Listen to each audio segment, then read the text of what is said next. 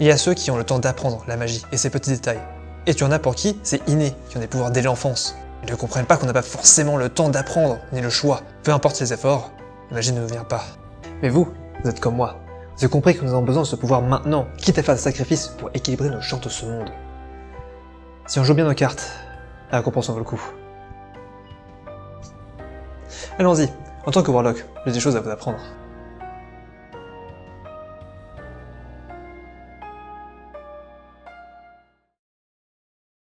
Ah, le Warlock, véritable mouton noir de la magie, une classe très particulière car elle ne fonctionne pas comme les autres, en tout cas en ce qui concerne la magie. Le Warlock est techniquement un full caster, mais on est très loin des ressources disponibles pour le magicien ou le barde. À la place, le Warlock est une classe dont la puissance est proportionnelle au nombre de siestes que vous pouvez faire dans la journée. Ce qui fait que le Warlock est excellent pour le Dungeon Crawl, une phase du jeu où vous alternez combat et pause. Mais c'est aussi quelque chose qui n'est pas très récurrent, la plupart du temps vous faites un seul combat par jour. Donc il se peut que vous vous sentiez un peu limité. Je considérerais du coup le Warlock comme une classe assez versatile, déjà parce que vous avez deux sous-classes, mais aussi parce que les invocations vous donnent de nombreux boosts et même des sorts que vous pouvez lancer à volonté. Mais du coup de la même manière, vous pouvez vous sentir un peu submergé par le nombre de choix disponibles. Commençons par les bases. Le Warlock utilise le D8 pour déterminer ses points de vie et est compétent avec les armures légères et les armes simples.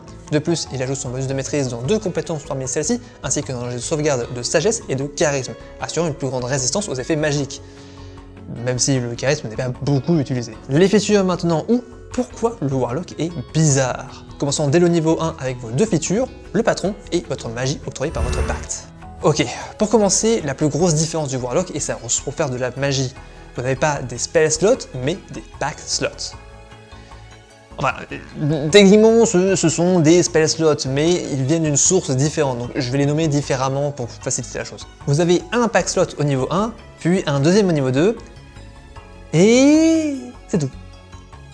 Pendant un bon moment, vous n'aurez que 2 pack slots pour lancer vos sorts, obtenant seulement le 3e au niveau 11 et le 4e au niveau 17. Cependant, vous êtes tout de même un full caster, et donc ces slots vont prendre en niveau. Vous commencez avec des slots de premier niveau, mais deviennent des slots de 2e, 3e, et éventuellement vont atteindre leur apogée au niveau 9, devenant des slots de 5e niveau. À partir de là, le niveau des slots ne monte plus, mais vous en obtenez un 3e, puis un 4e. Ce qui veut dire que jusqu'au niveau 11, vous allez toujours lancer vos sorts à leur puissance maximale. Donc gardez un œil sur les sorts qui ont un effet supplémentaire quand vous castez à plus haut niveau. Souvent ça veut dire plus de dégâts ou pouvoir viser plus de cibles. Mais du coup, quel est le twist? Eh bien, le Warlock est la seule classe du jeu à récupérer ses slots en faisant un court repos. Vous pourriez me dire que le magicien ou le druide du cercle de la terre peuvent récupérer quelques slots en faisant un court repos, mais il ne peut le faire qu'une fois dans la journée. Le Warlock n'a pas cette limite. Faites 8 courts repos et vous récupérez à chaque fois vos slots.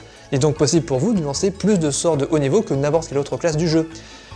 Juste trouver le moment dans la journée pour vous faire de vos siestes. Je vais avouer que de mon expérience, avec la façon dont les modules sont écrits, vous faites 1 ou 2 coups de repos par jour en général. Malgré tout cela, le Warlock est un casteur arcanique, donc vous apprenez vos nouveaux sorts en montant de niveau, et c'est bon, vous les connaissez, ils restent là.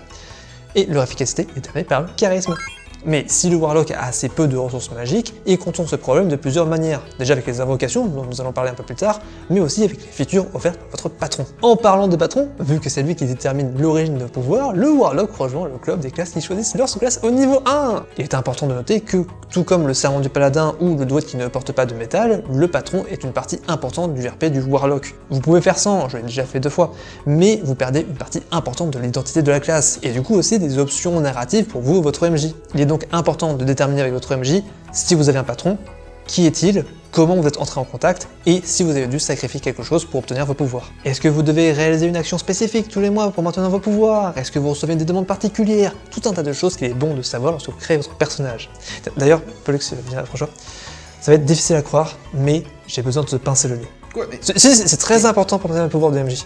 Mais tu es MJ, tu n'as pas besoin de faire ça pour... Si. La relation avec le patron devient rapidement bénéfique en passant au niveau 2. Pour contourner les faibles ressources, le Warlock a accès aux invocations, ou les manifestations occultes en français. Ce sont des ressources permanentes qui permettent de booster votre personnage de différentes manières. Vous commencez avec seulement 2, mais vous en tournez petit à petit jusqu'à en avoir 8 au niveau 18. Ils peuvent être utilitaires, vous donnant une vision nocturne sur 101 pieds, permettant aussi de voir dans les ténèbres magiques. Ils peuvent vous rendre plus éloquent, vous donnant maîtrise de la persuasion et du mensonge. Ils peuvent permettre aussi de maintenir votre concentration sur les sorts, mais leur intérêt principal est de pouvoir lancer certains sorts à volonté, principalement du premier niveau, mais rien que pouvoir parler aux animaux ou changer son apparence à volonté est très pratique. Quand vous monterez en niveau, vous aurez accès à des sorts plus puissants, mais somme toute classiques dans l'évolution offerte aux joueurs. Les invocations proposées par le PHB ont une limite assez étrange. Ceux qui permettent de lancer des sorts permettent de le faire qu'une seule fois par jour et demandent un slot. Pourquoi? Tu fais soit l'un, soit l'autre, pas les deux. Heureusement, ils ont compris ça dans les livres suivants. Mais c'est pas fini. Les invocations ont un autre intérêt. Améliorer votre pacte. Continuant sur une classe qui ne suit pas les règles, comme un rebelle, le Warlock choisit au niveau 3 une deuxième sous-classe. Alors, je ne parle pas de quelque chose d'aussi vaste que le patron, mais je parle plutôt d'une spécialisation de votre style de jeu. Ou, quelle autre classe je vais imiter aujourd'hui? Votre patron vous fait une faveur, et vous avez alors 4 options. Le pacte de grimoire, le pacte de la chaîne, le pacte de l'épée, et le pacte du talisman. Le quatrième étant une option offerte par Tasha. Le pacte de la chaîne n'a rien à voir avec une chaîne. C'est bon? Elle est bonne? Fin de tournage. Non, le pacte de la chaîne lie une créature à votre âme, vous permettant de lancer le sort Find Familiar. Et parce que votre patron est basiquement votre meilleur pote, vous avez moins de limites. Votre familier peut attaquer si vous sacrifiez votre propre action, mais surtout vous pouvez choisir autre chose qu'un animal, à savoir un diablotin, un quasit, un pseudo-dragon ou une fée avec un arc. Hi. Je n'ai pas un pseudo-dragon. You can count on me. Pourquoi pas. En soi, comme pour le sort Fin Familiar, vous n'êtes pas obligé d'utiliser une créature listée, mais ici au moins vous avez un argument pour utiliser des créatures stylées. Ensuite, les invocations du pacte de la chaîne va surtout renforcer votre familier, vous permettre de voir à travers ses yeux qu'importe la distance, augmenter ses chances de survie, et augmenter le soin que vous recevez. Sinon en soi, il y a une invocation au niveau 15 qui est fait apparaître tes chaînes, vous permettant de casser le sort Cool Monster, à volonté et sans coup de slot, mais seulement sur des célestes, des félons ou des élémentaires. Et vous ne pouvez pas enchaîner une créature 2 fois dans la même journée. Donc, au moins ça fait un truc avec des chaînes, hein. Tu peux y aller, merci. Le pacte de grimoire vous rapproche un peu plus du magicien. Vous recevez votre propre livre qui contient à l'intérieur 3 cantrips. Ces cantrips peuvent venir de n'importe quelle liste du sort du jeu et comptent comme des sorts de Warlock pour vous. Donc si vous prenez un sort de druide par exemple, vous pouvez utiliser le charisme plutôt que la sagesse. Et en plus, ces 3 sorts n'ont pas besoin d'être de la même liste. Mais ce sont les invocations qui sont réellement intéressantes pour le pacte du tome. Book of Ancient Secrets vous permet d'ajouter 2 sorts de votre choix essayant le tag rituel dans votre livre. Et si vous trouvez des parchemins contenant des sorts qui peuvent être lancés en rituel, vous pouvez également les ajouter à votre livre. Encore une fois, vous n'êtes pas limité à votre classe. Du coup, à vous les 34 sorts rituels du jeu. 2 tiers d'entre eux viennent du premier et deuxième niveau, mais ça reste quand même très pratique. Cependant, il y a 2 limites. La première est que vous êtes obligé de lancer le sort en rituel, et donc de prendre 10 minutes. Bon, à part silence, tous ces sorts sont de l'utilitaire, donc c'est pas trop grave si vous pouvez pas l'utiliser en combat. La deuxième limite est la même que pour le magicien, à savoir que inscrire un sort a un coût en temps et en ressources, à savoir 2 heures et 50 PO par niveau de sort. Ensuite, Aspect of the Moon vous permet de ne pas dormir. C'est tout. Mais Tasha a ajouté 2 invocations très fortes. Farscry vous permet de communiquer télépathiquement avec quelqu'un et d'ailleurs écrit son nom dans le livre, vous permettant d'utiliser le sort Standing à volonté. Et Gift of the Protector permet une fois par jour à ceux qui ont inscrit leur nom dans le livre de ne pas tomber KO. Lorsque leurs PV sont réduits à 0, il reste à 1 à la place. Le nombre de créatures qui peuvent inscrire leur nom dans votre livre est égal à votre bonus de maîtrise. Ensuite, nous avons le pacte de la lame, faisant de vous un paladin ou un guiche. Avec une action, vous pouvez faire apparaître une arme dans votre main. Ça fait longtemps que tu l'avais pas fait apparaître celle-là. J'avoue, ça fait du bien. Chose très sympa est que vous pouvez faire apparaître n'importe quelle arme. Ça peut être un marteau, une épée, une lance, une dague. Il faut juste que ce soit une arme de mêlée qui soit sur le chapitre 5 du PHB dans l'équipement. Non seulement vous êtes considéré compétent avec l'arme créée, mais en plus, elle est considérée comme étant une arme magique, ce qui est un très bon point pour le bas niveau, si jamais vous vous retrouvez à affronter un fantôme. Et vous pouvez la passer à vos potes. Bon, l'arme disparaît si elle passe plus d'1 minute éloignée de vous, mais un combat dure rarement aussi longtemps. Vous pouvez faire disparaître l'arme juste en y pensant, ou si vous mourrez. Quand l'arme disparaît, elle reste stockée dans une poche dimensionnelle et réapparaît quand vous avez besoin d'elle. Basiquement, vous la stockez dans votre inventaire. Enfin, dernier détail, si jamais vous trouvez une arme magique, comme une langue de feu ou un croc de glace, vous pouvez faire un rituel pour faire de cette arme magique votre arme de pacte. Cependant, c'est ici qu'Internet ne s'accorde plus. Il y a pas mal de débats sur ce que vous pouvez faire ensuite avec votre arme de pacte si vous êtes lié à une arme magique. En vérifiant avec le Sage Advice, l'intention est que lorsque vous obtenez une arme magique, vous ne pouvez ni faire apparaître une autre arme, ni changer l'apparence de l'arme. Donc si jamais vous obtenez une langue de feu qui est une rapière, et bah, vous ne pouvez pas en faire une dague, et vous ne pouvez pas non plus faire apparaître un marteau normal. Vous perdez donc la versatilité de la feature, mais en soi c'est pas réellement un mal, il y a de fortes chances que l'arme que vous utilisez fasse partie de l'identité de votre personnage. Et si vous commencez l'histoire avec une épée, il y a de fortes chances que vous finissiez l'histoire avec une épée. Et moi-même, j'ai vraiment que 2 personnages qui échangent activement d'armes. Les types de dégâts servent surtout à éviter des résistances, et généralement les dégâts physiques sont regroupés ensemble. La seule réelle différence est que il y a 25 monstres qui sont sensibles aux dégâts du marteau. Quant aux invocations, elles permettent surtout d'attaquer une deuxième fois avec votre arme de pacte, ajouter votre charisme en dégâts nécrotiques, améliorer l'arme de pacte avec un +1 au jet d'attaque et de dégâts, pouvoir créer des armes à distance, et enfin la capacité de smite. Et en dernier, nous avons le pacte du talisman. Tiens, Pollux, c'est mon cœur. Fais attention.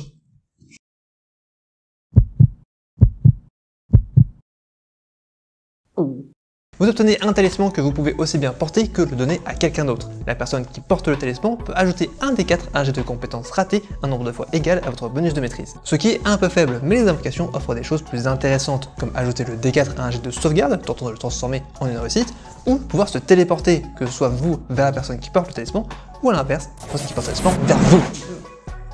Peu importe la distance, il faut juste que vous soyez sur le même plan d'existence. En dernier, lorsque la personne qui porte votre talisman se fait attaquer par une créature que vous voyez, vous pouvez utiliser votre réaction pour infliger des dégâts psychiques et la repousser de la personne qui porte votre précieux collier. Évidemment, toutes ces features ne peuvent être utilisées qu'un nombre de fois égal à votre bonus de maîtrise. Pouh, présenter tout ça a pris pas mal de temps, qu'est-ce qui nous reste ? Et ben, encore une fois, comme le Warlock est une classe magique, la majorité des features viennent des 3 premiers niveaux. Ensuite, ce sera la sous-classe qui fera le reste du travail. Mais il nous reste 2 choses à présenter. La première est votre accès aux sorts de haut niveau. Le Warlock reste un full caster, donc que se passe-t-il quand vous atteignez les niveaux 11, 13, 15 et 17 ? Eh bien, vous obtenez les Mystiques Arcanum. Les Mystiques Arcanum sont votre moyen d'apprendre les sorts de 6e, 7e, 8e et 9e niveau, mais ils ont plusieurs limites. Déjà, vous ne pouvez apprendre qu'un sort par Mystic Arcanum, donc lorsque vous apprenez votre Arcanum de 6e niveau, ce sera le seul sort de 6e niveau que vous pourrez apprendre. Vous ne pouvez pas le changer plus tard, vous ne pouvez pas en apprendre un autre d'un autre niveau, il est là, il restera là pour toujours. Les sorts appris via vos Mystic Arcanum ne comptent pas dans le total de sorts que vous pouvez apprendre, et en plus, ils ne coûtent pas de spell slot. Donc ça fait un sort de plus que vous pouvez lancer au combat. Chaque Mystic Arcanum ne peut être lancé qu'une fois par long repos cependant, donc vous voyez plutôt comme votre as dans la manche à lancer au bon moment. Et enfin, au niveau 20, votre lien avec votre patron est si puissant qu'il fait de vous un maître de l'occulte. Et la feature Eldritch Master est difficile à expliquer. En fait, non, elle est simple, mais manque de précision, et du coup mes sources ne sont pas d'accord sur la puissance de la feature. Telle qu'elle est écrite, la feature Eldritch Master vous permet de regagner vos 4 pack slots si vous passez 1 minute à demander de l'aide à votre patron. Ça peut être assez pratique entre 2 combats, lorsque vous avez une petite pause, ou entre 2 phases d'un boss lorsqu'il y a un petit battement. Généralement, les moments où vous vous déplacez, où vous n'avez pas le temps de faire un court repos. Cependant, la feature ne dit pas que vous devez parler à voix haute, donc vous pourriez parler à votre patron dans votre tête. Elle ne spécifie pas non plus que vous devez rien faire pendant la négociation, donc il est envisageable que vous puissiez vous battre. Et de plus, elle ne demande pas de la concentration, et donc 1 minute, cela fait 10 tours de combat, chose qui passe très vite à ce niveau. Donc il est parfaitement plausible que vous activez cette feature dès le premier tour, que vous lancez vos sorts, et puis au 10e tour, baf, vous regagnez vos sorts. C'est une version envisageable. Si c'est le cas, la feature est incroyablement puissante comparée aux autres features proposées au niveau 20, donc je vous recommande de vérifier avec votre MJ. Après, c'est le niveau 20, hein, donc c'est vraiment le moment d'avoir un truc pété. Dernier détail, vous choisissez votre sous-classe au niveau 1 pour avoir des features au niveau 1, 6, 10 et 14. Et comme tout le monde, vous choisissez au niveau 4, 8, 12, 16 et 19 une amélioration de stats ou un talent. Les sous-classes maintenant, il y en a 9 de disponibles, dont 2 encore en UA. Le PHB propose Archfey, Finn et Great Old One, mais Hexblade est particulièrement populaire et Genie est peut-être l'un de mes préférés. De plus, chacune de ces sous-classes agrandit légèrement votre liste de sorts. Cependant, contrairement à une classe divine, vous ne connaissez pas ces sorts, ce sont des options en plus lorsque vous apprenez un nouveau sort. Commençons avec un classique, vous avez vendu votre âme au diable. The Finn vous propose une sélection de sorts orientés feu et contrôle, mais surtout vous offre au niveau 1 une capacité défensive, Dark One's Blessing. Lorsque vous réduisez une créature hostile à 0 PV, vous volez une partie de sa vitalité, gagnant ainsi des PV temporaires égales à votre niveau en Warlock plus votre charisme, récompensant donc un style agressif. C'est une assez bonne capacité, surtout à bas niveau, là où vous allez affronter beaucoup de petits ennemis, et quelques PV de plus, ça fait la différence entre la vie et la mort. À plus haut niveau, vous aurez tendance à affronter des gros monstres, donc l'obtention de la feature sera plus difficile, mais si vous arrivez à l'avoir, vous obtenez une protection plutôt correcte. Au niveau 6, vous avez de la chance, mais pas n'importe laquelle, celle du ténébreux. Bon, j'avoue, ça fait un peu bizarre à dire en français.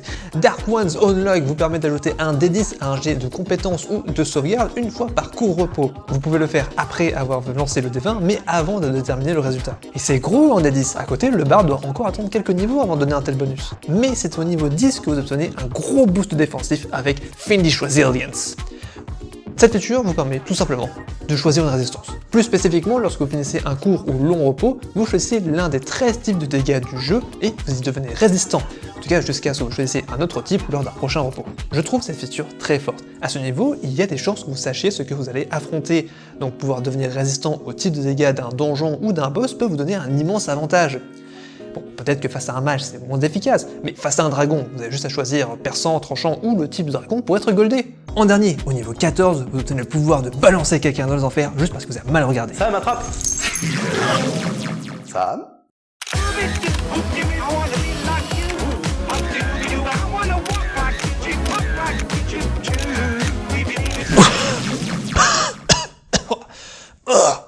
Eh ben, heureusement je suis protégé du feu. Lorsque vous touchez une créature avec une attaque, vous pouvez envoyer la créature en enfer jusqu'au début de votre prochain tour. Donc, vous faites des dégâts, vous donnez un tour de setup à vos potes, et ça demande même pas un jet de sauvegarde. C'est incroyable. Lorsque la créature réapparaît, et si elle n'est pas un fielon, elle se bouffe 10 des 10 de dégâts psychiques alors qu'elle essaie de comprendre ce qui vient de lui arriver. C'est énorme. C'est les dégâts du moine Open Hand, alors niveau 17. Bon, du coup, tout naturellement, vous ne pouvez le faire qu'une fois par long repos. D'ailleurs, t'as pas pris des dégâts? Je vois pas de quoi tu parles.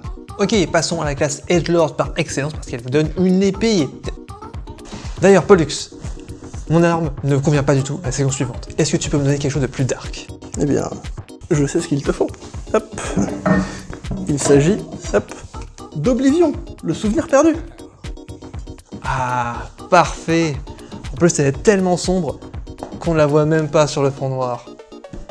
Avec Hexblade, votre patron est une arme vivante maudite qui vous donne le pouvoir de maudire vos adversaires. Les sorts proposés sont avant tout pour le combat, et une bonne poignée d'entre eux sont des buffs qui ne deviennent pas plus puissants lorsque castés à plus haut niveau, alors que vos spell slots sont des précieuses ressources. En soi, je conseille de changer de smite à chaque fois qu'il y en a un nouveau de disponible. Au niveau 1, vous obtenez deux features. Hex Warrior vous rend compétent avec les armures intermédiaires, les boucliers et les armes martiales, mais surtout vous donne le pouvoir assez unique de taper avec votre charisme. Lorsque vous finissez un long repos, vous pouvez toucher une arme qui sera alors infusée du pouvoir de votre patron, du moment que cette arme n'a pas le tag de main. Lorsque vous attaquez, vous pouvez choisir le charisme plutôt que la force ou la dextérité lorsque vous roulez votre jet d'attaque et de dégâts. L'effet est actif jusqu'à la fin du prochain long repos où vous choisissez à nouveau une arme à infuser, ou sinon elle est de base active avec toutes les armes créées via le pacte de la lame, même si elle a le tag de main. Ensuite, la vraie feature niveau 1 est la soif de carnage de votre arme maudite, The Hexblade Curse. Une fois par repos, vous pouvez poser une malédiction sur une créature que vous voyez, elle se trouve à 30 pieds de vous. La malédiction reste pendant 1 minute, ou jusqu'à ce que vous soyez incapacité, ou que la créature meure. Ou que vous mouriez aussi, oui, évidemment. Tant que la créature est sous les effets de la malédiction, vous avez des bonus quand vous l'attaquez. Déjà, vous ajoutez votre bonus de maîtrise aux dégâts.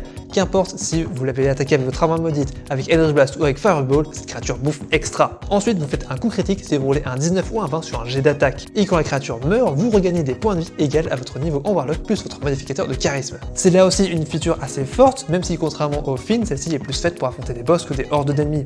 Les bonus aux dégâts et les chances du critique améliorées sont utiles dans n'importe quel combat, même si la feature ne scale pas vraiment. Au niveau 6, vous tenez une autre façon de maudire. Lorsque vous tuez une créature humanoïde, vous pouvez immédiatement arracher son âme pour en faire un spectre qui vous obéira. Le spectre a sa propre initiative et suit vos ordres verbaux, donc pas besoin d'action, mais vous devez être capable de parler. Il a un bonus pour attaquer égal à votre modificateur de charisme et un petit peu plus résistant que la norme avec des PV temporaires égal à votre niveau. Le spectre reste jusqu'à la fin de votre prochain long repos, là où, au même moment, vous regagnez l'utilisation de la feature. Le spectre est quand même une créature un peu balèze à avoir à ce niveau. Ça fait que oui, la feature est forte, mais elle est incroyablement dépendante du contexte dans lequel vous jouez. Certes, les humanoïdes sont les créatures les plus répandues sur la Sword Coast, mais si vous faites une campagne qui a pour thème les géants et les élémentaires, cette feature est pratiquement inutilisable. En revanche, au niveau 10, vous obtenez quelque chose de bien pratique pour faire face au boss. Armor of Hexes. Si une créature affectée par votre Hexblade Curse vous attaque, vous pouvez utiliser votre réaction pour lancer un D6. Sur un 4 ou plus, l'attaque vous rate, qu'importe le résultat initial. Ce qui est très pratique face aux boss qui ont généralement un gros bonus pour toucher. Une armure ne vous protégera pas. Par contre, une malédiction, et au niveau 14, Master of Hexes, vous donne un meilleur rapport à qualité-prix sur votre Hexblade Curse. Si une créature affectée par Hexblade Curse meurt, plutôt que de regagner des PV, vous pouvez placer la malédiction sur une autre créature. Cela ne demande pas de réaction, mais cela n'étant pas non plus la durée de la malédiction. Bien, maintenant que vous connaissez un peu ma classe, il est temps de créer un personnage.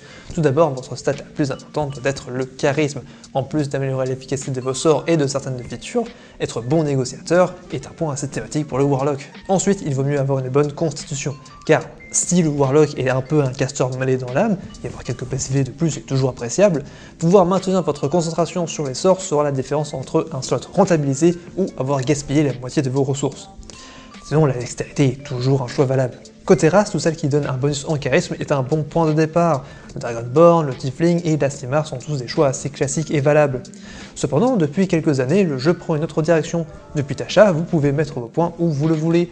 Il vaudra donc mieux choisir une race qui vous donne des sorts en plus, histoire d'avoir un plus grand éventail d'options. Ainsi, les génocides de Mordenkainen sont très sympas, donnant une résistance, des sorts en plus et un cantrip. Le Triton, également, dont on a déjà parlé, donne 3 sorts supplémentaires, mais le Hexblood a un trème très sympa pour le Warlock. Vous avez Hex et Disguise Self qui sont des très bons sorts à avoir, et en plus de ça, vous pouvez donner une mèche de cheveux pour pouvoir parler télépathiquement avec quelqu'un, ou alors voir à travers ses yeux pendant 1 minute. Enfin, côté sort, bon, il y a 2 choses dont on doit parler. Premièrement, parce que vos pack slots vont changer pour devenir plus puissants, je vous recommande fortement de changer vos sorts aussi souvent que possible. Certains sorts ne sont pas forcément plus puissants quand castés à plus haut niveau, et parfois des meilleures versions sont simplement disponibles. J'ai parlé des smites plus tôt, mais il y a d'autres choses, comme passer de Snowball Swarm à Cone of Cold, ou de Misty Step à Thunder Step ou Dimension Door. Et oui, les sorts ne vont pas fonctionner de la même manière. Peut-être que vous voulez garder le côté rapide et discret de Misty Step, plutôt que de faire du bruit et des dégâts avec Thunder Step, ou alors perdre l'action bonus, même si Dimension Door va beaucoup plus loin. À vous de voir ce que vous préférez. Je recommande simplement de renouveler vos options quand possible. Maintenant, la question du contrib. Pourquoi prendre autre chose qu'Eldritch Blast? Mais c'est de ça dont je veux parler. C'est quelque chose dont j'ai parlé dans la vidéo du Ranger. Eldritch Blast est un cantrip ridiculement fort.